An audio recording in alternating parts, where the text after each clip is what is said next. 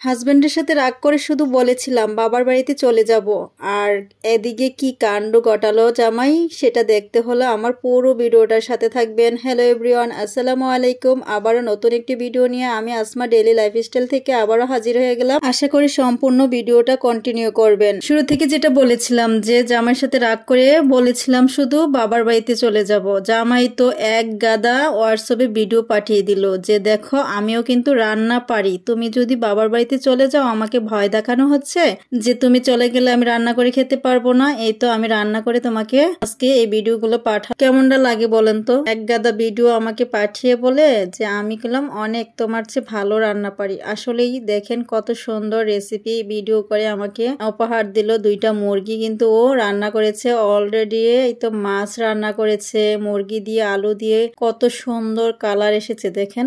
আমরা মনে হয় যে এইভাবে রান্না করতে পারবো না, ও যেভাবে রান্না করে রেসিপিগুলো পাঠিয়েছে অনেক লোভনীয় হয়েছে।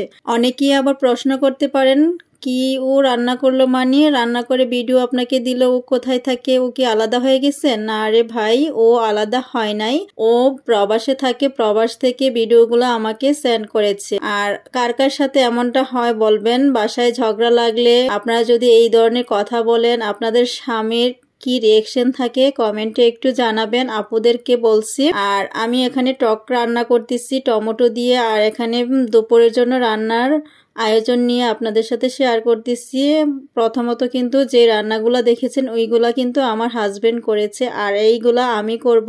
এখন আমি দুপুরের রান্নাটা আপনাদের সাথে শেয়ার করব। আমি গোল গোল করে আলু কেটে নিয়েছি। প্রথমে একটা ফ্রাই প্যান বসিয়ে এখন কিন্তু মাছগুলো আমি ভেজে নেব। অত বড় একটা মাছের কেল্লা মানে মাছের মাথা রান্না করব। তারপর এখানে পিস গুলা ভেজে নিচ্ছি। হালকাভাবে ভেজে কিন্তু আমি আলু এবং টমেটো দিয়ে এই রেসিপিটা রান্না করব।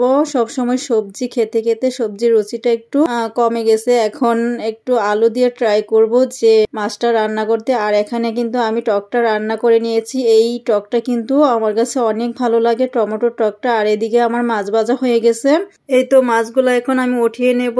তারপর কিন্তু এখানে আমি আলুগুলো ভেজে নিব। যেগুলো আমি আলু কেটে রেখেছিলাম সেগুলো এখন এই মাছের তেলে কিন্তু আমি ভেজে নিব।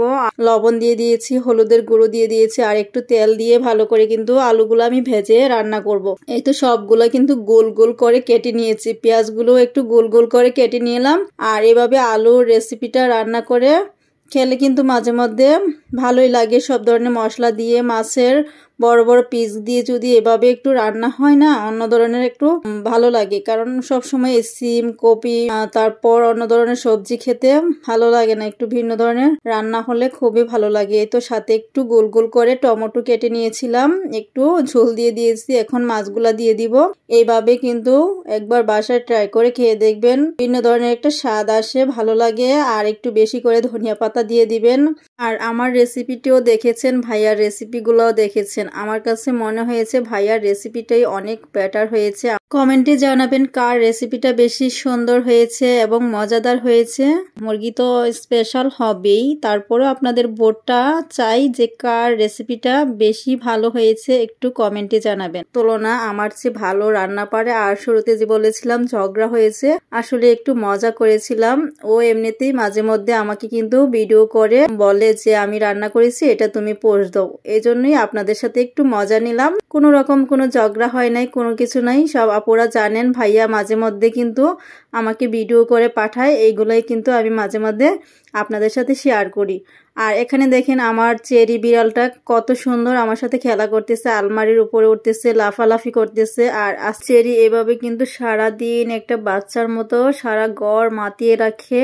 আর আমার আজকের ভিডিওটা আপনাদের কেমন লেগেছে কমেন্টে জানাতে ভুল করবেন না। যারা নতুন আমার এই ভিডিওটা দেখবেন সবাই একটা লাইক ফলো দিয়ে পাশে থাকবেন। আসসালামু আলাইকুম।